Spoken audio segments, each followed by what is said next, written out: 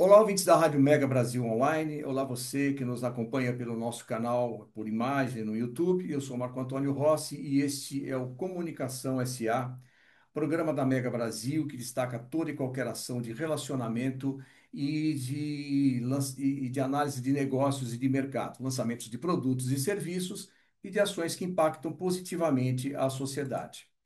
Antes de dar início ao programa de hoje, eu quero deixar aqui um convite a você que nos assiste pelo YouTube, que se inscreva no canal, curta a nossa página, clique no sininho de notificação e assim terá acesso a este e a outros conteúdos produzidos nesta plataforma pela Mega Brasil.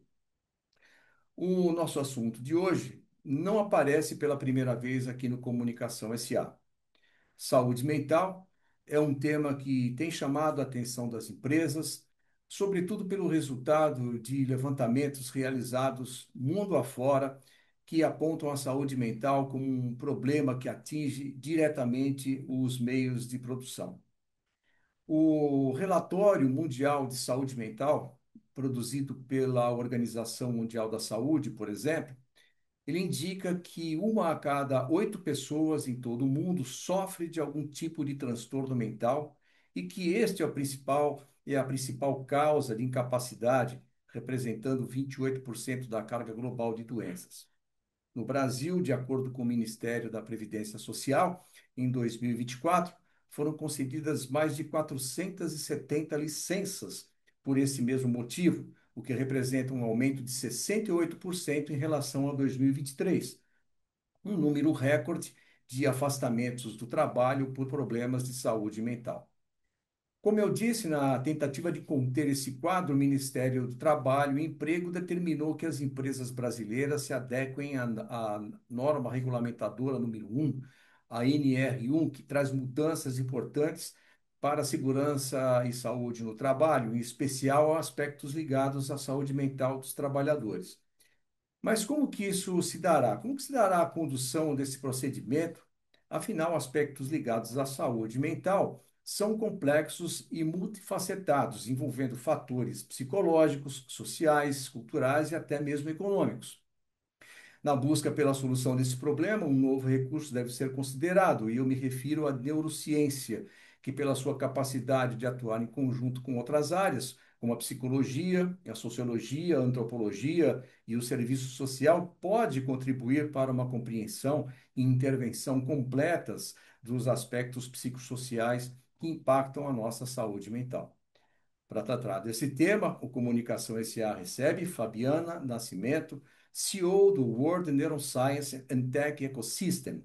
Fabiana, obrigado por aceitar o nosso convite. Seja bem-vinda ao Comunicação SA. Muito obrigada, Marco. Obrigada a toda a sua audiência pela oportunidade de poder falar sobre esse tema que é tão relevante, tão importante e no momento em que está tudo acontecendo, né? Onde a gente está falando de um tema que já é presente, não é mais o que está por vir, é o que já está acontecendo. E poder Verdade. olhar para essa temática. Pode falar, Marco. Não, não, eu ia te perguntar, você tem toda a razão, Fabiana. E antes da gente iniciar a nossa conversa propriamente sobre o problema, eu queria que, para as pessoas que não conhecem em detalhes, para que está nos acompanhando aqui, o que é e o que faz o World Neuroscience and Tech Ecosystem? Por favor, explica para a gente. Maravilhoso. O WNE, como nós carinhosamente apelidamos aqui, o chamamos, mas esse nosso ecossistema de neurociência e tecnologia, que já é um dos maiores e mais relevantes da América Latina, no nosso ecossistema, a gente conecta pesquisadores, cientistas, universidades, empresas, startups e investidores. Então, nós criamos pontes para fazer com que essa temática da neurociência e da tecnologia chegue para as empresas, chegue para os negócios, fomente startups, desenvolva conhecimentos para que o Brasil entre nessa corrida neurotecnológica que a gente acredita que é a nova onda da inovação. que nós acreditamos que é onde a gente vai poder trazer temas que são disruptivos e que vão impactar diretamente a sociedade e os negócios. A Fabiana, inclusive, tem um evento acontecendo brevemente, em agosto também, né, Fabiana? Fala um pouquinho para a Isso. gente que evento que é esse e trata especificamente sobre neurociências. Neurotecnologia, na verdade, Marco. Então, assim, o Neurotechnologies Forum, que é o WNF, ele acontece dia 26 de agosto no Teatro Santander, em São Paulo. Essa edição vai acontecer em São Paulo. Então, São Paulo acaba sendo o novo palco aí para a América Latina, para a gente poder trazer esse tema. Na última edição, nós tivemos uma edição híbrida e a gente teve um alcance em mais de 32 países, com um pouco mais aí de 4.000 participantes. Essa edição a gente está esperando um público aí de aproximadamente 10.000 participantes para a gente falar sobre esses temas da neurotecnologia aplicado no dia a dia. A Uhum. gente quer falar de tendências, mas muito mais falar de presente, do que está acontecendo, e o tema central do fórum é engenharia da mente. É como que a gente entende esses caminhos da mente e como que a gente pode moldá-la através de tecnologia, através de neurociência e principalmente através de muita humanidade, para que a gente possa trazer mais impacto para os negócios e para a sociedade. Então, dia 26/8 aí fica o convite para toda a sua audiência. Muito bem, dado o recado, Fabiana, eu queria que falar agora, voltar para a questão da saúde mental e perguntar a você se a gente pode considerar a saúde mental já uma questão de saúde pública ou se há um exagero nessa avaliação. Nem um pouco de exagero, Marco. Na verdade, o tema de saúde mental é algo que é uma grande oportunidade para a gente inovar. Na minha visão, é uma grande oportunidade que nós estamos tendo nesse momento, um convite para que a gente compreenda esses caminhos da mente, para que a gente entenda como o nosso cérebro funciona e como nós podemos resgatar essa nossa humanidade. O nosso cérebro não foi feito para operar nesse formato de hiperconectividade, de altíssima pressão, com metas que muitas vezes são inalcançáveis, com pessoas que às vezes estão doentes e que às vezes elas se tornam tóxicas. Tudo isso gera uma pressão para o nosso cérebro que é incompatível com a performance, que é incompatível com a lucratividade, que é incompatível da gente gerar resultados dentro desse contexto. E a gente chegou num ponto que os custos, eles se tornaram tão altos para a saúde, para os negócios, para a educação, para a sociedade e para as famílias, que isso teve que se tornar uma lei, teve que se tornar uma norma. E aí a gente está tendo agora que endurecer algumas medidas. Mas no fim do dia, eu ainda vejo tudo isso como um fator muito positivo e uma grande oportunidade das empresas inovarem. Nessa minha pesquisa em torno da nossa conversa, Fabiana, eu me surpreendi com um dado publicado pela PubMed Central, que é inclusive uma área de atuação sua, que é no esporte, né? A questão da saúde mental entre esportistas. A PubMed, ela diz que entre os esportistas, certo, perto de 37% dos casos de depressão acontecem justamente por esses aspectos que você levantou, de pressão por resultados, alta competitividade. Claro, isso pode se agravar dependendo da modalidade e do nível Uhum. competitivo do esporte. Mas algo que poderia até nos parecer uma coisa saudável como o esporte também é fruto, é fonte de uma pressão sobre a saúde mental também. Nada escapa. Na verdade, o esporte, eu acho que ele até é muito beneficiado pela questão até do próprio esporte, do exercício, que promove muito bem-estar para o corpo. E talvez isso melhore esse índice, talvez esse número poderia ser muito pior se estivéssemos falando de outras áreas. Eu atuo com esporte de alto rendimento já há algum tempo, e dentro do esporte de alto rendimento já é consenso que o novo jogo ele é mental. A gente agora tem que evoluir a parte mental, a gente tem que conhecer a nossa mente, compreender aonde nós temos esses gatilhos, como que a gente pode trabalhar essa nossa neuroplasticidade para que a gente extraia o melhor dessa mente para a gente gerar mais resultados. A gente sabe que dentro dos esportistas de alto rendimento, todos são muito bons.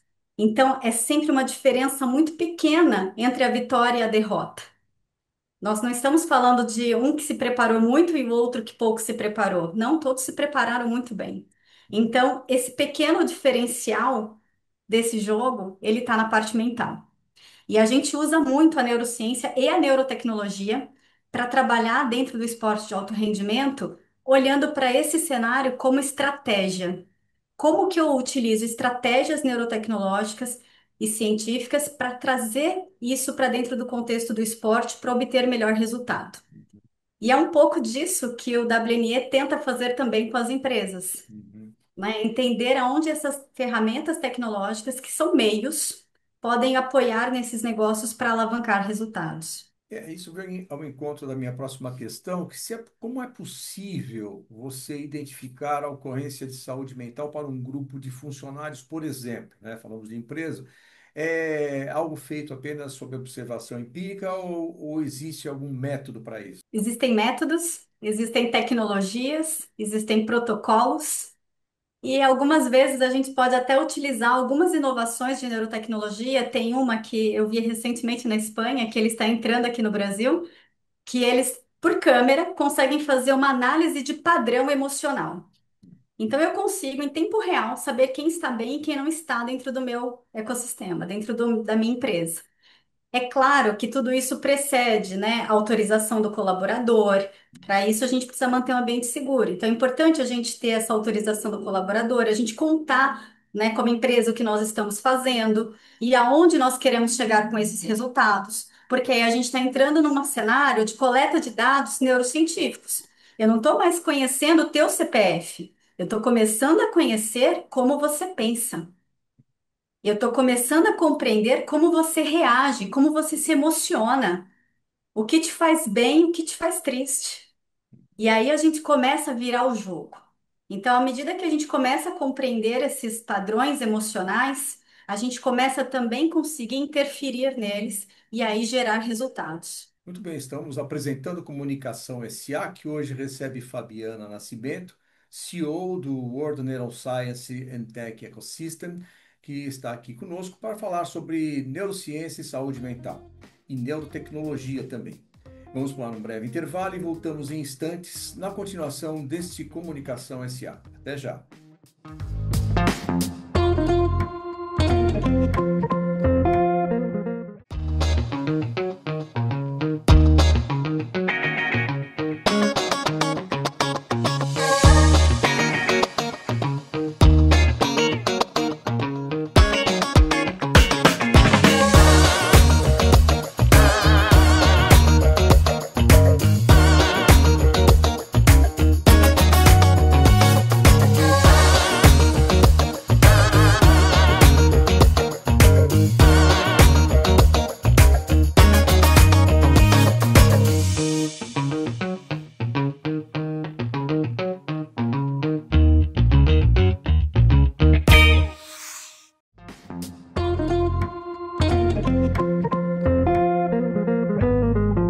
Olá, ouvintes da Rádio Mega Brasil Online. Olá, você que nos acompanha pelo nosso canal no YouTube. Estamos de volta com o Comunicação SA, que hoje recebe Fabiana Nascimento, CEO do World Neuroscience and Tech Ecosystem, que aqui está conosco para falar sobre neurociência, neurotecnologia e saúde mental.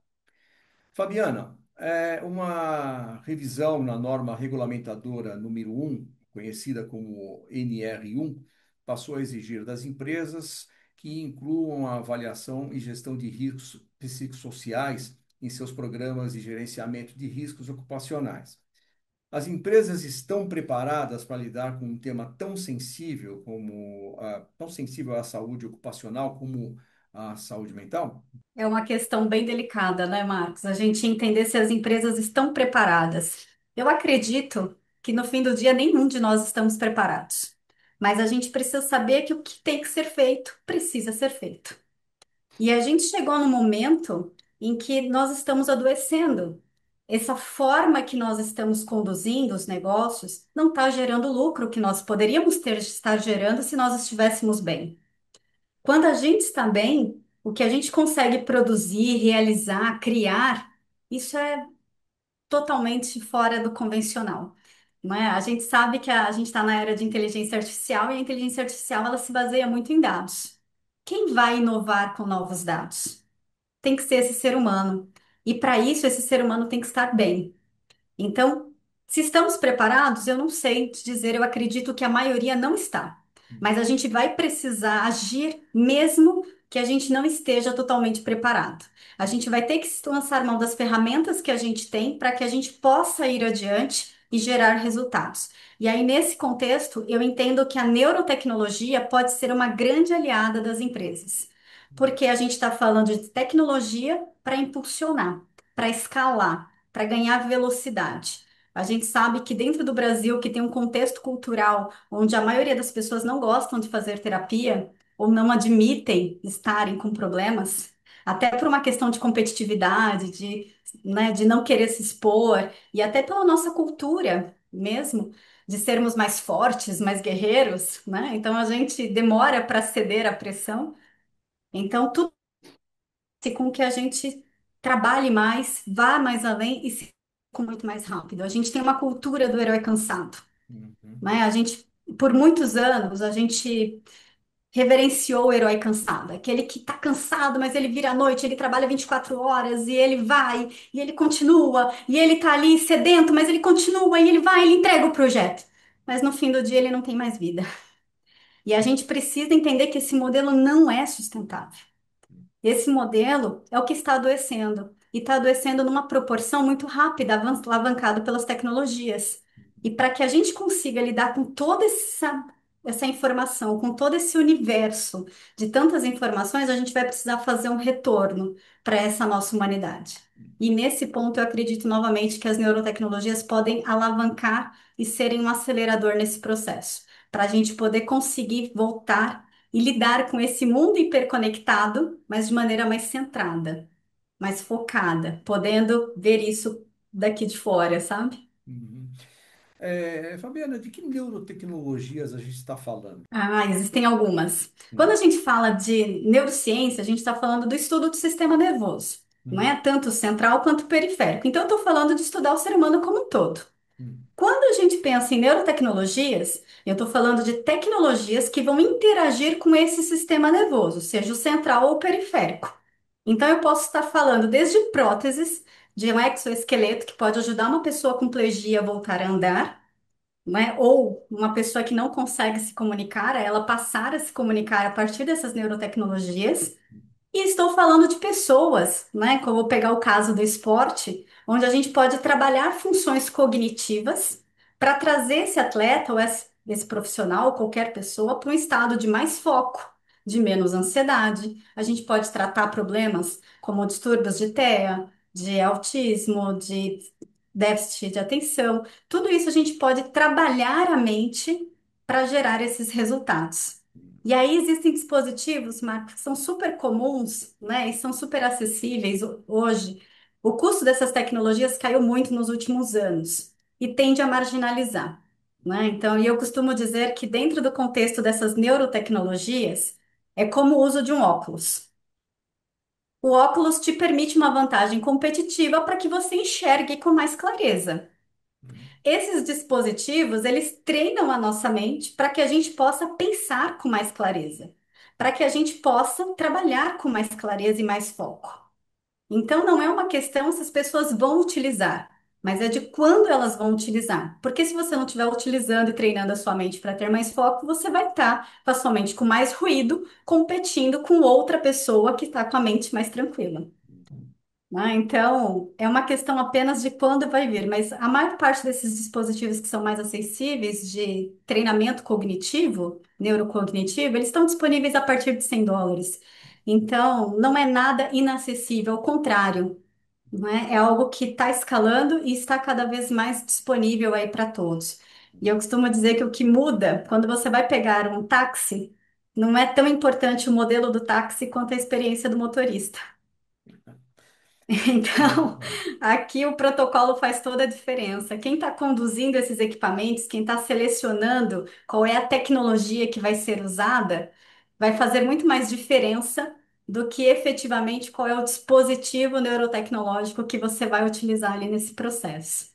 Eu gostaria de insistir ainda um pouco na questão da conscientização deste problema, né? Porque a gente está falando aqui sobre a preocupação das empresas em ter um foco especial no tema saúde mental, nos seus processos de gestão. No entanto, no dia 27 de agosto de 2024, na revisão feita na NR1, que está sendo apontada como uma grande, não sei se a grande vilã, mas a grande, a grande virada de mesa sobre a questão de saúde mental nas empresas, naquela ocasião se estabeleceu o prazo de 26 de maio de 2025 como limite para a implantação dessas medidas, ou seja, tinha ali um prazo de praticamente 8 meses. No entanto, nesse mesmo mês de maio que passou, foi feito um aditamento desse prazo, ou adiamento desse prazo, na verdade, para 26 de maio do ano que vem.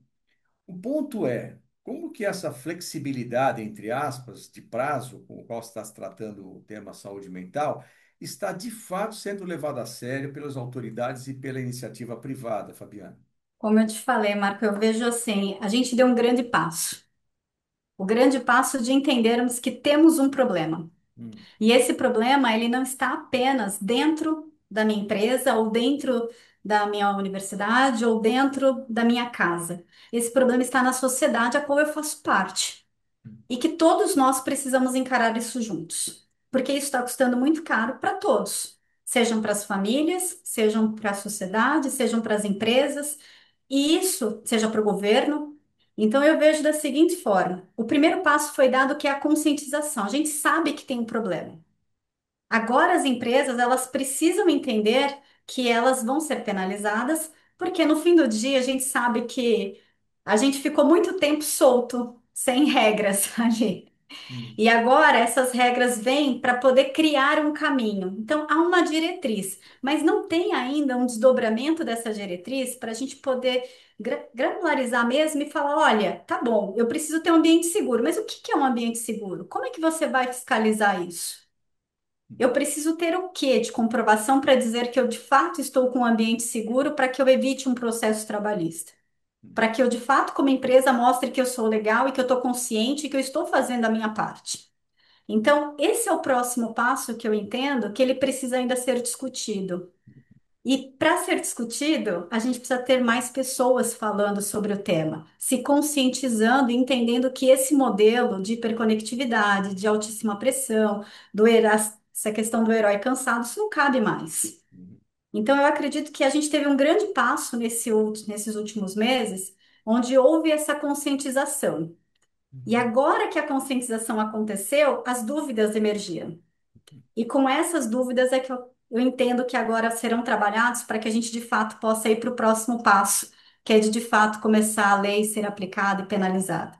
hum, Mas isso foi um passo extremamente importante na minha visão para poder as empresas entenderem e se conscientizarem que se a gente não conseguir olhar para essas lideranças, né, porque vai acabar começando com essas lideranças para isso chegar para as demais camadas. hum, Isso vai ser muito difícil de escalonar. E quem sabe, né, Marco, as empresas não começam a entender talvez aí uma possibilidade até de um assento nos seus conselhos, com uma posição de neurociência, para poder olhar um pouco mais desses aspectos da mente, como que isso funciona e como que isso pode interagir com os negócios, seja com seus clientes internos ou externos. Bem, estamos apresentando Comunicação SA, que hoje recebe Fabiano Nascimento, CEO do World Neuroscience and Tech Ecosystem, e que aqui está conosco para falar sobre neurociência, neurotecnologia e saúde mental. Vamos para mais um intervalo e voltamos dentro de instantes com a última parte desse encontro de hoje no Comunicação SA. Até já.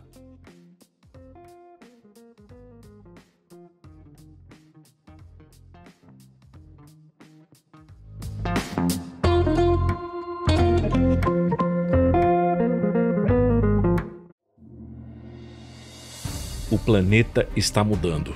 O clima está mudando. E este é um fenômeno que atinge todos os continentes. 2025 será conhecido como o ano em que o mundo atingiu o limite pré-colapso ao ver sua temperatura ultrapassar 1,5 grau acima da média pré-industrial. Os cientistas consideram esta marca um ponto de inflexão fundamental para o planeta, além do qual as chances de calor extremo, inundações, secas, incêndios florestais e escassez de alimentos e água se tornarão ainda mais desfavoráveis para a vida como a conhecemos. 2025 também será conhecido como o ano em que o Brasil sediou a 30ª edição da Conferência das Nações Unidas sobre as Mudanças Climáticas, a COP30. Esta será a chance de governos e sociedade buscarem ações e respostas para reverter os catastróficos efeitos que a mudança no clima trará sobre a vida na Terra. Mas quais as propostas? Quais os desafios? Quais as ações serão colocadas sobre a mesa? A Mega Brasil vai atrás dessas respostas e você estará ao nosso lado nessa jornada. Aguarde!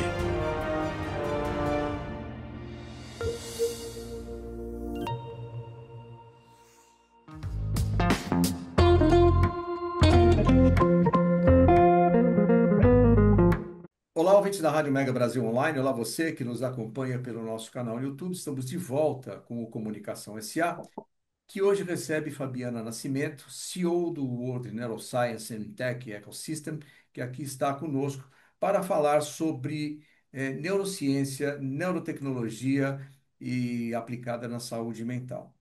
Fabiana, quem é o profissional responsável para cuidar ou ligado à neurociência, ligado à neurotecnologia, para tratar da saúde mental? Existe um perfil de profissional para isso? Algumas empresas, Marco, elas colocam um profissional que eles chamam de CADO, que é o Health Officer, para poder ter esse papel. Em algumas empresas eles colocam até um diretor, né, mais ligado ali à parte de saúde mental ou ligado à área de felicidade. Mas na minha visão de verdade, toda a liderança deveria olhar para isso com um olhar um pouco mais estratégico.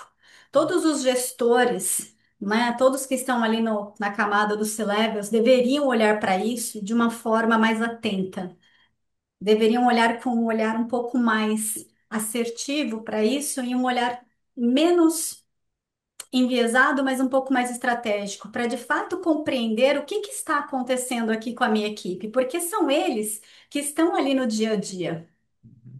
Então, por mais que a gente tenha uma figura central aqui, eu entendo que esses líderes, essas lideranças, todas elas têm que olhar para esse contexto, de compreender um pouco como funciona o ser humano, como funciona a mente das pessoas e como que a gente pode se apropriar disso. Agora, em muitos casos, Fabiana, a liderança pode ser o gatilho do problema de saúde mental para uma equipe.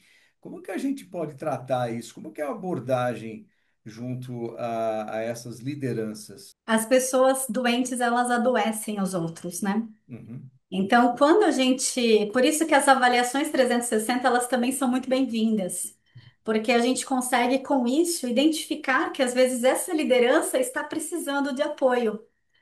Às vezes ela está sendo tóxica porque na verdade ele está sobrecarregado.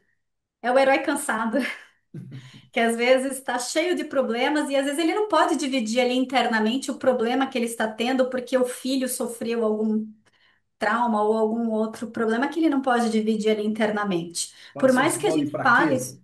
Pode ser um sinal de fraqueza, por exemplo, ser entendido pode, dessa forma. pode, e muitas vezes a gente ainda não tem, né, infelizmente, uma maturidade para que a gente possa ouvir com isenção certos problemas. Uhum, Né? Então a gente ainda acaba enviesando com base no meu histórico, com base na minha vivência.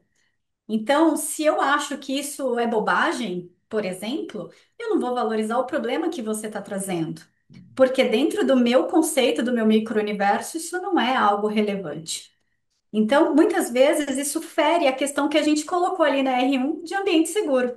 uhum, Né? Quando a gente pensa, por exemplo, no esporte, a gente vê muitos desses casos. Né? Quando você trouxe esse dado, eu acredito que ele pode ser até um pouquinho maior ali, mas muitas vezes subnotificado, porque a gente tem uma cultura que eu preciso ser forte.